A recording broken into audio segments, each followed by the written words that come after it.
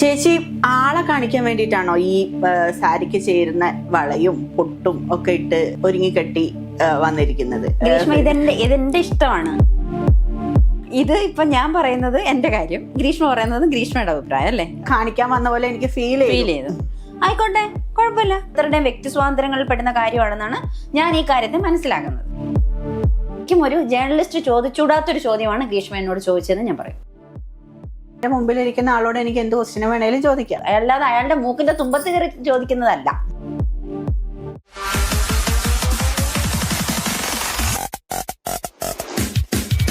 സന്തോഷ് കീഴാറ്റൂർ എന്ന് പറഞ്ഞ നടനെ കുറിച്ച്, അദ്ദേഹം വഴിയാണ് ചേച്ചി സിനിമയിൽ എത്തിയത്. അപ്പോൾ അദ്ദേഹത്തിന്റെ ഒപ്പമുള്ള എക്സ്പീരിയൻസ്, അഭിനയിച്ചിട്ടുണ്ടെങ്കിൽ അത് സന്തോഷമായിട്ട് അതിനകത്ത് അസോസിയേറ്റ് ചെയ്തിരുന്നു നടൻ സിനിമയില്. പിന്നെ നാടകക്കാരനായതുകൊണ്ട് തന്നെ പലപ്പോഴും ഇങ്ങനെ വേറെ പലയിടങ്ങളിൽ വെച്ച് കണ്ടിട്ട് സൗഹൃദങ്ങൾ പുതുക്കപ്പെടും, സംസാരിക്കും, അങ്ങനെ. പിന്നെ സിനിമയിലേക്ക് വരാൻ ആദ്യം ഒരു അവസരം കിട്ടി, പുള്ളി വിളിച്ചിട്ട് വരുന്നു എന്ന് പറയുന്നത് വളരെ സന്തോഷമുള്ള കാര്യമായിരുന്നു. ശരിക്കും ആലോചിക്കുമ്പം നാടകക്കാരുടെ ഒരു സിനിമയായിരുന്നു. അതുകൂടെ കൊണ്ടായിരിക്കണം അതിലേക്ക് ഇങ്ങനെ വരാൻ സാധിച്ചത്. നന്നായിട്ട് ഇടപെടുന്ന മനുഷ്യനാണ്, നല്ല മനുഷ്യനാണ്. അതായത് നാടകക്കാരനായതുകൊണ്ട് തന്നെ നമുക്കൊരു കംഫർട്ട്, ഇപ്പൊ ജേർണലിസ്റ്റുകളുടെ ഇടയിൽ നിങ്ങൾക്കൊരു കംഫർട്ട് സോൺ, അതെ, അങ്ങനെ ഒരു കംഫർട്ട് സോൺ ഉണ്ട്. നാടകം ചെയ്യാൻ പഠിക്കണം അല്ലെങ്കിൽ നമ്മളൊരു കോഴ്സ് ചെയ്യണം, അങ്ങനെ ഒരു തോന്നലുണ്ടോ ചേച്ചിക്ക്? അതായത് നമ്മളിപ്പോ ഒരു സ്റ്റേജിൽ പെർഫോം ചെയ്യണമെങ്കിൽ നമ്മൾക്കൊരു കോഴ്സ് കംപ്ലീറ്റ് ചെയ്യണം, അല്ലെങ്കിൽ അങ്ങനത്തെ ഒരു വിദ്യാഭ്യാസ യോഗ്യത വേണമെന്ന് എപ്പോഴെങ്കിലും ചേച്ചിക്ക് തോന്നിയിട്ടുണ്ടോ? തോന്നിയിട്ടുണ്ട്. ഉണ്ട്. നാടകം എന്നല്ല എന്ത് കാര്യവും പഠിക്കേണ്ടതാണ് എന്ന് തന്നെയാണ് ഞാൻ വിചാരിക്കുന്നത്. പക്ഷെ അങ്ങനെ അല്ലാതെ അഭിനയത്തിലോട്ട് വരുന്ന ഒരുപാട് പേരുണ്ടല്ലോ, ഒരുപാട് പേരുണ്ട്. ഇപ്പൊ നമുക്ക് തന്നെ നമ്മളിപ്പോ രണ്ടുപേരെ പറയുന്നു എന്ന് പറഞ്ഞാൽ നമുക്ക് മമ്മൂട്ടി, മോഹൻലാൽ, ഇങ്ങനെ രണ്ടുപേര് പറയാം. പക്ഷെ ഇവരെവിടെയെങ്കിലും പഠിച്ചോ എന്ന് പറഞ്ഞാൽ അവരെവിടെയും അത്തരത്തിൽ ക്വാളിഫൈഡ് ആയിട്ടുള്ള കോഴ്സ് കംപ്ലീറ്റ് ചെയ്തിട്ടുള്ളവരല്ല. പക്ഷെ അവരുടെ എക്സ്പീരിയൻസിൽ അവർ അത് മറികടന്ന് വന്നിട്ടുള്ളവരാണ്. ഓരോ സിനിമ അഭിനയിക്കുമ്പോഴും അവർക്കെല്ലാം പുതിയ പുതിയ പാഠങ്ങളാണ്. ആക്ടിങ് സ്റ്റൈല് രണ്ടാണ്. അപ്പോൾ അവര് ഓരോ പാഠങ്ങളും ഓരോ സിനിമയിൽ നിന്നും പഠിച്ച് ഇവിടെ എത്തിയിട്ടുള്ളവരാണ്. അപ്പൊ പഠനം ഒരു പ്രധാനപ്പെട്ട കാര്യമാണ്. ഞാൻ തന്നെ തിയേറ്ററിലേക്ക് സജീവമായിട്ട് വരുന്നത് സെൻട്രൽ ഗവൺമെന്റിന്റെ സ്കോളർഷിപ്പിൽ അഭിനയയിൽ തിയേറ്റർ പഠിച്ചത് കൊണ്ടാണ്.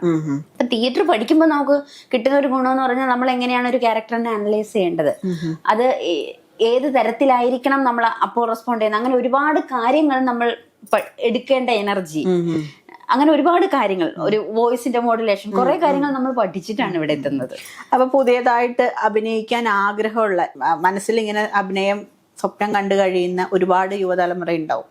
അവരോടൊക്കെ ചേച്ചിക്ക് എന്താ പറയാനുള്ളത്? ഇതൊരു ഈസി വഴിയല്ല. പെട്ടെന്ന് നമുക്ക് അവിടെ എത്തിച്ചേരാം, അല്ലെങ്കിൽ നമുക്ക് അങ്ങനെ നമ്മളെ സപ്പോർട്ട് ചെയ്യുന്ന ആരെങ്കിലും ഒക്കെ നമ്മുടെ ബാക്ക്ഗ്രൗണ്ടിലുണ്ടാവും. എനിക്കൊന്നും അങ്ങനെ ഉണ്ടായിരുന്ന ഒരാളല്ല. ഈസി വേ അല്ല. പിന്നെ ചിലപ്പോൾ വന്നെത്തിയാലും ഇവിടെ നിൽക്കണം എന്നുണ്ടെങ്കിൽ നമ്മൾ എടുക്കേണ്ട ഒരു പണിയുണ്ട്. ആ പണി കൃത്യമായിട്ട് നമ്മൾ ചെയ്താലേ അവിടെ, അതായത് നമുക്കൊരു ക്യാരക്ടർ കിട്ടിയാൽ ആ ക്യാരക്ടർ ചെയ്യാൻ നമ്മൾ ഡയറക്ടർ ഇതല്ല വേറെ ഒന്നാണ് വേണ്ടത് എന്ന് പറഞ്ഞാൽ വേറെ ഒന്ന് കൊടുക്കാൻ നമുക്ക് പറ്റണം. അത് നമ്മളുടെ കഥാപാത്രത്തെ അല്ലെങ്കിൽ നമ്മളുടെ ആക്ടറെ നമ്മൾ ട്യൂൺ ചെയ്തെടുക്കുന്ന രീതിയാണ്. മമ്മൂട്ടി പറയില്ലേ, പിന്നെ പിന്നെ പിന്നെ ഇനിയും വരച്ചാൽ ഞാൻ നന്നാവും എന്ന് പുള്ളി പറഞ്ഞു. അതിതാണ്, അത് നമ്മളെ രൂപപ്പെടുത്തി എടുക്കേണ്ട രീതിയാണ്. അത് ശരിക്കും ഒരു പ്രോസസ്സാണ്. ആ പ്രോസസ്സിലൂടെ ആക്ടർ കടന്നുപോയി തന്നെ വേണം. അപ്പൊ ഞാൻ ചോദിക്കട്ടെ, നമുക്കിപ്പോ നല്ല കഴിവുള്ള ഒരാളാണ്. അപ്പോ ചില സമയങ്ങളില് നമ്മളെ ഈ പറയുന്ന പോലെ സ്ത്രീകൾ സിനിമയിൽ ഒരുപാട് ചൂഷണങ്ങൾ അനുഭവപ്പെടുന്നുണ്ട്, പറഞ്ഞു കേട്ടിട്ടുണ്ട്. അനുഭവങ്ങളില്ല, കാരണം നമുക്ക് സിനിമയായിട്ട് ബന്ധമില്ല. ആ തരത്തില് ഉള്ള അനുഭവങ്ങൾ സ്ത്രീ അഭിനേതാക്കളെ ബാധിക്കുന്നുണ്ടെന്ന് ചേച്ചി എപ്പോഴെങ്കിലും വിശ്വസിക്കുന്നുണ്ടോ? കാര്യം നമ്മൾ നിൽക്കുന്നത് ഈ സ്ഥലത്തായതുകൊണ്ടും അഭിനയം എന്ന് പറഞ്ഞാൽ ഒരുപാട് ഇമോഷണൽ സാധനങ്ങളുടെ ഒരു നമ്മൾ കൊടുക്കുന്ന പ്രതികരണമാണല്ലോ. അപ്പൊ തീർച്ചയായിട്ടും ബാധിക്കും. നമ്മുടെ ജീവിതത്തിൽ തന്നെ ഒരാൾ നമ്മളെ ഇൻസൾട്ട് ചെയ്താൽ നമ്മൾക്ക് സങ്കടം വരില്ലേ? നമ്മൾ ചിലപ്പോൾ ബാക്ക് ആവും. ചിലർക്ക് ഇൻസൾട്ടാണ് മുരളി ഏറ്റവും വലിയ ഇൻവെസ്റ്റ്മെന്റ് എന്ന് പറയുന്നത്. എല്ലാവരെ കൊണ്ടും അത് പറ്റിക്കൊള്ളുന്നില്ല. ഇല്ല. അപ്പം അത് ബാധിക്കും, തീർച്ചയായിട്ടും ബാധിക്കും. സൈഡ് ചെയ്യും, അഭിപ്രായം പറയുന്നവരെ ഒഴിവാക്കും, ഇതൊക്കെ ഉണ്ടാവും. സംവിധായകരും നിർമ്മാതാക്കളും അല്ലെങ്കിൽ അഭിനയിക്കാൻ വരുന്ന പുതിയ സ്ത്രീ അഭിനേതാക്കളോട് മോശമായിട്ടുള്ള രീതിയിൽ പെരുമാറുന്നു, അല്ലെങ്കിൽ അവരുടെ താല്പര്യങ്ങൾക്ക് വേണ്ടിയിട്ട് അവരെ ഉപയോഗിക്കുന്നു എന്നൊക്കെ ഉള്ള പരാമർശങ്ങൾ ഒരുപാട് സിനിമയിൽ കേൾക്കുന്നുണ്ട്, സിനിമയെ ബന്ധപ്പെട്ട് കേൾക്കുന്നുണ്ട്. അതിനെക്കുറിച്ച് ചേച്ചിക്ക് എന്താ പറയാനുള്ളത്? നമ്മൾ നമ്മുടെ ഒരു സ്റ്റാൻഡ് എടുക്കുകയാണെങ്കിൽ കുറച്ചൊക്കെ ഇത്തരം കാര്യങ്ങളിൽ നമ്മുടെ ഒരു നിലപാടുണ്ടാവുമല്ലോ. ഇപ്പം എനിക്ക് അഭിനയം പാഷനാണ് എന്ന് പറയുന്നൊരു ഇടമുണ്ട്. അപ്പൊ ചിലപ്പം ചിലരുടെ പ്രസ്താവനകൾ കണ്ടുകൊണ്ട് എനിക്ക് അഭിനയം കിട്ടിയില്ലെങ്കിൽ, ചാൻസ് കിട്ടിയില്ലെങ്കിൽ ഞാൻ ഒരു 5 വീട്ടു ജോലിക്ക് പോകും. പക്ഷെ വീട്ടു ജോലി ചെയ്യലല്ല, അഭിനയം ചെയ്യലാണ് എന്റെ താല്പര്യം എന്നുണ്ടെങ്കിൽ എനിക്കിവിടെ മാന്യമായിട്ട് നിൽക്കാൻ പറ്റണം. അതിന് സ്ത്രീകൾ പിന്നോട്ടായി പോവുകയല്ല ചെയ്യേണ്ടത്, സൊസൈറ്റി മാറുകയാണ് ചെയ്യേണ്ടത്. അതിന് നമുക്ക് ഒരുപാട് വലിയ സ്ത്രീയെ റെസ്പെക്ട് ചെയ്യുക എന്ന്, അല്ലെങ്കിൽ ദളിതരെ റെസ്പെക്ട് ചെയ്യുക, അവരെ നമ്മൾ ഈ പാർശ്വവൽക്കരിക്കാതെ നമ്മുടെ കൂടെ നിർത്തുക എന്ന് പറയുന്നത് നമുക്ക് വലിയ ഉദാഹരണം ഒന്നും പറയണ്ട. വളരെ സിമ്പിളായിട്ട് പറയാം. റോഡിൽ കൂടെ നടന്നു പോകുമ്പോൾ തുപ്പരുത്, അവിടെ മൂത്രം ഒഴിക്കരുത് എന്ന് പഠിക്കുന്നതാണ് ശരിക്കും നമ്മൾ പഠിക്കേണ്ട സംസ്കാരം. ഒരു സ്ത്രീയെ നോക്കരുത്, അപ്പോഴാണ് ആ സ്ത്രീയെ അവരുടെ അനുവാദമില്ലാതെ അവരെ ടച്ച് ചെയ്യരുത്, അവരെ നോക്കരുത് എന്ന് പറയുന്നത്.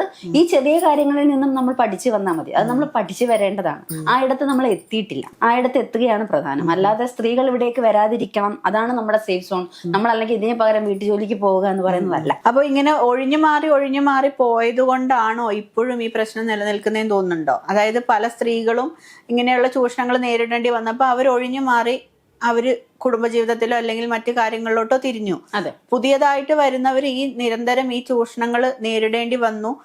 പിന്നെ കുറെ പേര് പ്രതികരിച്ചു, കുറെ പേര് അവരുടെ ഇഷ്ടങ്ങൾക്ക് നിന്നു കൊടുക്കുന്നു, അല്ലെങ്കിൽ അങ്ങനെയുള്ള പ്രതികരിക്കാതെ തുടക്കം മുതൽ ഇതിന് നമ്മൾ തന്നെ സ്ത്രീകൾ തന്നെ വളം വെച്ചു കൊടുത്തതാണെന്ന് ചേച്ചിക്ക് തോന്നുന്നുണ്ട്? തീർച്ചയായിട്ടും. കാര്യം ഇപ്പൊ നമ്മൾ ശ്വേതാ മേനോന്റെ കാര്യം എടുക്കുമ്പോൾ, ശ്വേതാ മേനോൻ എന്തുകൊണ്ടാണ് ഇങ്ങനെ ഒരു കേസിൽ ഹൈക്കോടതി വരെ പോകേണ്ടി വരുന്നതെന്ന് പറയുന്നത് ശ്വേതാ മേനോൻ ആ സ്ഥലത്ത് ഉള്ളത് കൊണ്ടാണ്. ശ്വേതാ മേനോൻ അവിടെ ഇല്ലെങ്കിൽ ഈ ഇഷ്യൂ ഒന്നുമില്ല. അപ്പോൾ ഒരാൾ മുന്നോട്ട് വരുമ്പം ഈ ഇഷ്യൂ സംഭവിക്കും എന്നുള്ളതും കൂടെ ചരിത്രത്തിന്റെ ഭാഗമാണ്. അങ്ങനെയാണ് അതിനെ നമ്മൾ മനസ്സിലാക്കേണ്ടത്. ഇപ്പൊ അടുത്തിടെ സിനിമാ കോൺക്ലേവിനിടെ സംവിധായകൻ അടൂർ ഗോപാലകൃഷ്ണൻ പറഞ്ഞൊരു പരാമർശമുണ്ട്. സ്ത്രീകൾക്ക് സിനിമ എടുക്കണമെങ്കിൽ ഒരു ട്രെയിനിങ് കൊടുക്കണം ദളിതർക്കും. അപ്പോ അത് നല്ലൊരു കാര്യമാണെന്നാണോ, അല്ലെങ്കിൽ അത് അദ്ദേഹം പറഞ്ഞ പരാമർശം തെറ്റായി പോയി എന്നാണോ ചേച്ചിക്ക് തോന്നുന്നത്? അടൂർ സാറിനെ ജഡ്ജ് ചെയ്യാൻ ഞാൻ ആളല്ല. അതായത് സാറ് മോശം ഒരാളാണ് എന്ന് പറയാൻ ഞാൻ ഒരുക്കമല്ല. മോശമായിട്ടുള്ള ആളല്ല, സംവിധായകൻ എന്നുള്ള നിലയ്ക്ക് അദ്ദേഹം എന്താണെന്ന് പ്രൂവ് ചെയ്യപ്പെട്ടിട്ടുള്ള ആളാണ്. പക്ഷെ പുള്ളി സംസാരിക്കുന്നത് ഏത് ഇടത്തിലാണ് എന്നുള്ളതാണ് എൻ്റെ ഒരു പ്രധാനപ്പെട്ട. ഒരു ജനറലി എല്ലാവർക്കുമായിട്ട് ഡിവൈഡ് ചെയ്ത് കൊടുക്കുന്ന ഒരു കാര്യത്തിൽ നിന്നുകൊണ്ട്, അതെ, നമ്മൾ കുറെ പേർക്ക്, എല്ലാവർക്കും, ഈ സൊസൈറ്റിയിൽ എല്ലാവർക്കും വേണ്ടി സിനിമയുടെ ഒരു കാര്യം ഇങ്ങനെ പൈസ കൊടുക്കുന്നു എന്നുള്ള സ്ഥലത്താണ് അദ്ദേഹം ഇത് പറഞ്ഞിരുന്നെങ്കിൽ ഇത് ഇഷ്യൂ അല്ല. ഇത് ഇഷ്യൂ ആകുന്നത് ദളിതർക്കും സ്ത്രീകൾക്കും പൈസ കൊടുക്കുന്ന സ്ഥലത്ത് പുള്ളി ഇങ്ങനെ ഒരു അഭിപ്രായം പറയുമ്പോൾ, ഇവർക്ക് പൈസ കൊടുക്കേണ്ട സമയത്ത് അവർ ട്രെയിനിങ് ആവശ്യമുള്ളവരാണ് എന്ന് വായിക്കപ്പെടും. അതാണ് അതിന്റെ പ്രധാനപ്പെട്ട പ്രശ്നം. അങ്ങനെയാണ് അത് വായിക്കപ്പെടുക. ഒരു പൊതുവിടത്തിൽ നമ്മൾ എവിടെയാണ് അത് പറയുന്നത് എന്നുള്ളത് വളരെ പ്രധാനപ്പെട്ട കാര്യമാണ്. അതെ, അതായത് ഏതോ ഒരു പത്രത്തിൽ വന്നതായിട്ടുള്ള ഒരു വാർത്ത ഞാനിങ്ങനെ എൻ്റെ ഒരു ഫ്രണ്ട് പറഞ്ഞത് ഓർക്കുകയാണ്. KR നാരായണൻ സാർ ഉപരാഷ്ട്രപതിയായ സമയത്ത് കോട്ടയത്ത് പൗരസ്വീകരണം കൊടുത്തു.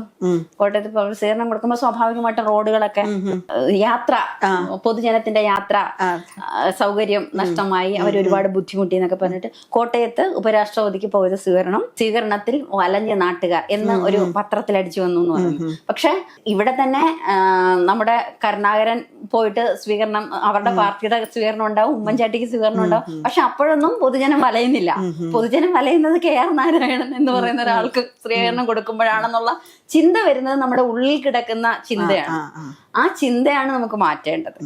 പക്ഷെ അപ്പോഴും ഈ ജാതിന്റെ ഒരു ഇത് സിനിമയിലുണ്ടെന്ന് തന്നെയാണോ ചേച്ചി ഇപ്പോഴും പറയുന്നത്? അതായത് ദളിതരെയും കാസ്റ്റില് കുറച്ച് താഴ്ന്നവരെയും മാറ്റി നിർത്തപ്പെടുന്നുണ്ടെന്നുള്ളൊരു വസ്തുത ഉണ്ടെന്ന് തന്നെയാണോ പറയുന്നത്?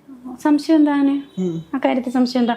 അല്ലെങ്കിൽ നമ്മൾ അങ്ങനെ തന്നെ നോക്കില്ലെങ്കിൽ, ഇപ്പോൾ ജാതി എന്നുള്ള നിലയ്ക്ക് നമ്മൾ അല്ലാതെ തന്നെ നോക്കിയാൽ, അല്ലെങ്കിൽ ഒരു സ്ത്രീ പ്രസിഡന്റ് ആയിട്ട് വരാൻ, അമ്മ പോലെ ഒരു സംഘടനയുടെ പ്രസിഡന്റ് ആയിട്ട് വരുമ്പോൾ ഇത്തരം ഇഷ്യൂസിന്റെ കാര്യം എന്താ? മത്സരിക്കുമ്പോൾ എന്തിനാണ് ആ ഇഷ്യൂ വരുന്നത്?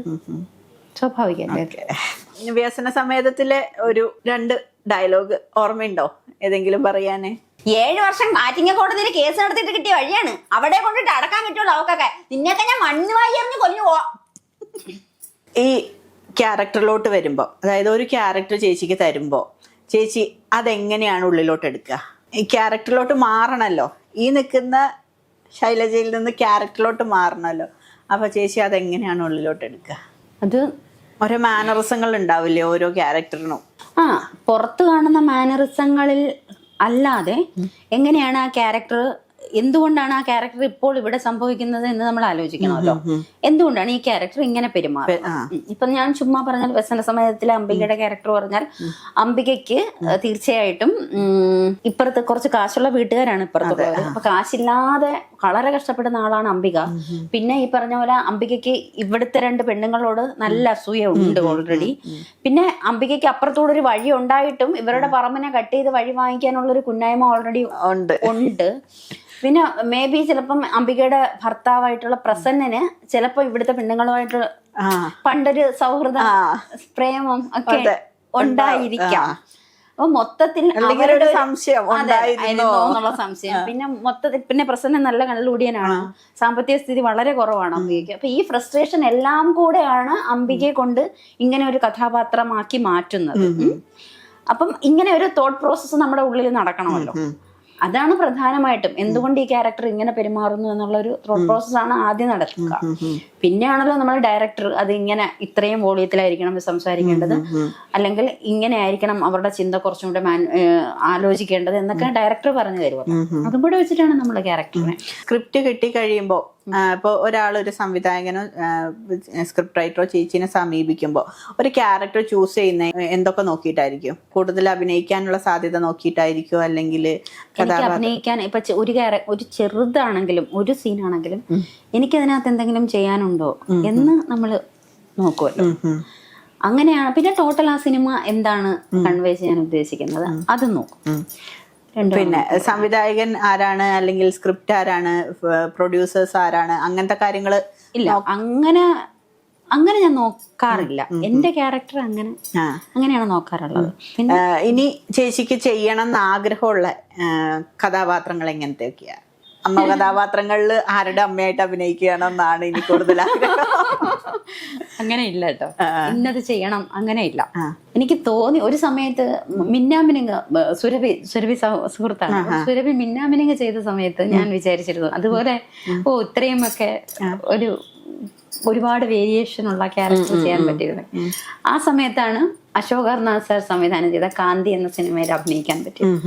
അതൊരു പാർശ്വവൽക്കരിക്കപ്പെട്ട ഒരു ആദിവാസി സ്ത്രീയുടെ കഥയാണ്. അതിന് എനിക്ക് ബോസ്റ്റൺ ഫിലിം ഫെസ്റ്റിവലിൽ മികച്ച നടിക്കുള്ള അവാർഡ് കിട്ടിയിട്ടുണ്ട്. അപ്പൊ അങ്ങനെ ഒരു സിനിമ ഞാൻ വിചാരിച്ചതാണ്, അത് സംഭവിച്ചു. പക്ഷെ ഇപ്പോഴെനിക്ക് അങ്ങനെയല്ല, ഏത് ക്യാരക്ടർ കിട്ടിയാലും ചെയ്യാൻ പറ്റണം എന്നുള്ളതിലാണ് ആക്ടറുടെ ടാലന്റ് ഇരിക്കുന്നതെന്നാണ് ഞാൻ വിചാരിക്കുന്നത്. അപ്പോൾ ഒരു അവാർഡ് സിനിമകൾ പോലത്തെ കൊമേഴ്ഷ്യൽ സിനിമകൾ അല്ലാത്ത സിനിമകൾ ചെയ്യണമെന്ന്, അങ്ങനത്തെ ഒരുപാട് ക്യാരക്ടർ കിട്ടണമെന്ന് ചിന്തിച്ചിട്ടുണ്ടോ? അങ്ങനത്തെ കുറെ പാരലൽ സിനിമകൾ ചെയ്തിട്ടുള്ള ആളാണ് ഞാൻ. ഇപ്പൊ പ്രിയനന്ദന്റെ 7 നിറമുള്ള സ്വപ്നങ്ങൾ, അതിലെ ഒരു ക്യാരക്ടർ ചെയ്തു. IFFK കഴിഞ്ഞ IFFK VC അഭിലാഷ് സാറിന്റെ പാൻ ഇന്ത്യൻ സ്റ്റോറി അതുണ്ടായിരുന്നു. അങ്ങനെ പാരലൽ സിനിമകളും കൂടെ ചെയ്യുന്നുണ്ട്. അത് നമ്മൾ അതിന്റെ ഒരു സ്ക്രിപ്റ്റ് നോക്കിയും എന്താണ് കൺവേ ചെയ്യുന്ന മെസ്സേജ് നോക്കിയും ഒക്കെ തന്നെയാണ് ചെയ്യുന്നത്. സൊസൈറ്റിക്ക് ഒരു ആക്ടർ എന്ന് പറഞ്ഞാൽ സൊസൈറ്റിക്കും കൂടെ, ഞാൻ എന്ന് പറയുന്നത് ഞാൻ മാത്രമല്ല, ഞാൻ എന്ന് പറയുന്ന വ്യക്തിയല്ല, ഞാൻ ഒരു സൊസൈറ്റിയെ പ്രതിനിധീകരിക്കുന്ന ആളാണ്. ഞാൻ പല പല ക്യാരക്ടേഴ്സ് ചെയ്യുന്നുണ്ട്. അപ്പൊ എനിക്ക് സൊസൈറ്റിയുടെ ഒരു കമ്മിറ്റ്മെന്റ് തീർച്ചയായിട്ടും ഉണ്ട്. ഈ പറഞ്ഞതുപോലെ റോഡിൽ തുപ്പരുതെന്നും പേപ്പർ വലിച്ചെറിയരുതെന്നും ഒക്കെ ഉള്ളൊരു തോന്നൽ ഉള്ള ഒരാളാണ് ഞാൻ. അപ്പൊ ഞാനത് ചെയ്യാത്ത ആളാണ്. അപ്പൊ അങ്ങനെ കുറെ കാര്യങ്ങൾ സൊസൈറ്റിയോട് പറയണമെന്ന് ആഗ്രഹിക്കുകയും ചെയ്യുന്ന ആളാണ്.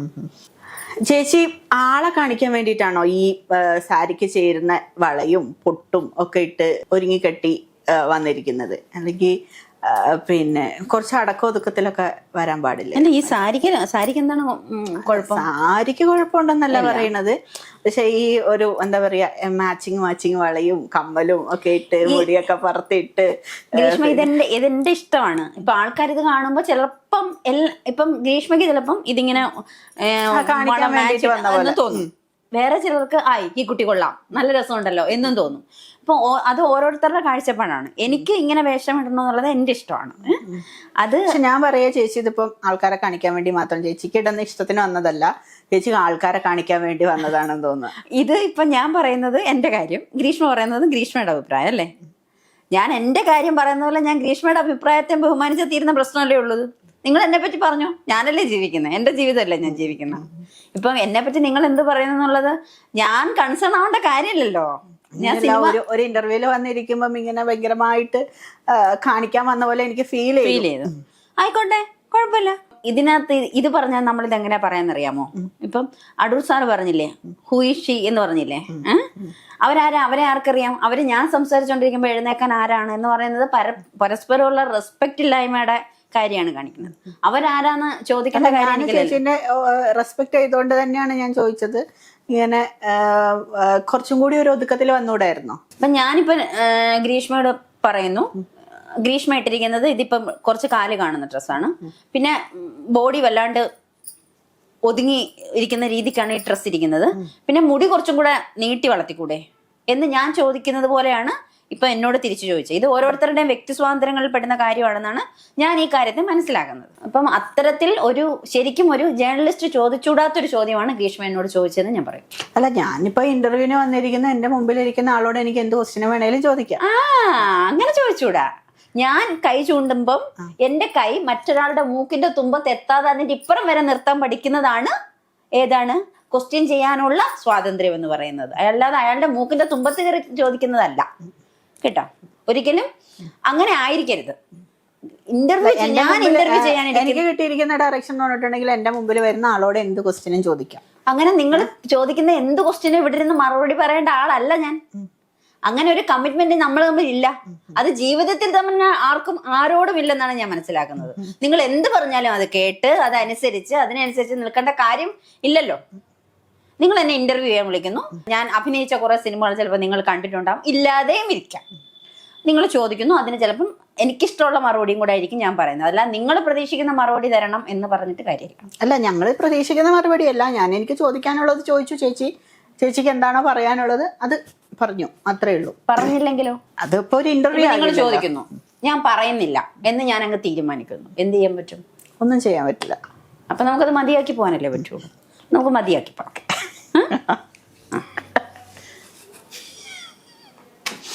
മതി, കഴിഞ്ഞു.